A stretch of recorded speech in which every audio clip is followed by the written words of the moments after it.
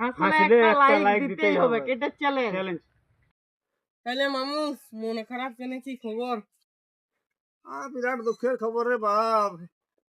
কি খবর তাইলে? কিছুদিন আগে আমার মাইটা মরে গেল। दुख का खत्म नहीं होता बे। সারাদিন মায়ের পাশে বসে কাঁদে কাঁদে এতে জ্বর পড়ে গেল।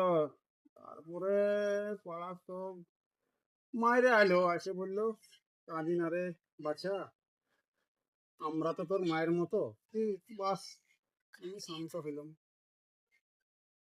তারপরে তারপরে কি হইলো? তারপরে কি হবে, তার কিছুদিন পর বাপটা মরে গেল।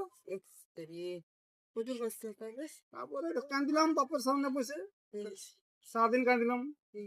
তারপরে পাড়া সব বয়স্করা আইলো, এসে বললো কাঁদি না রে বাপ, আমরা তোর বাপ, और अभी तो रुको, क्लाइमैक्स अभी बाकी। আমরা তোর বাপের মতো। বাস আমি শান্ত হয়ে গেলাম।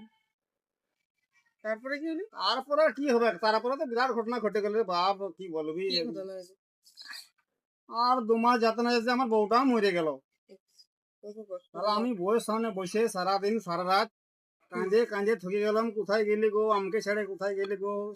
চোখের জল গুলো ফুরাই গেল রে বাপ। কিন্তু পাড়ার কোনো বউরা এসে বললো নাই কাঁদি না রে নুনু, আমরা তো বউয়ের মতো।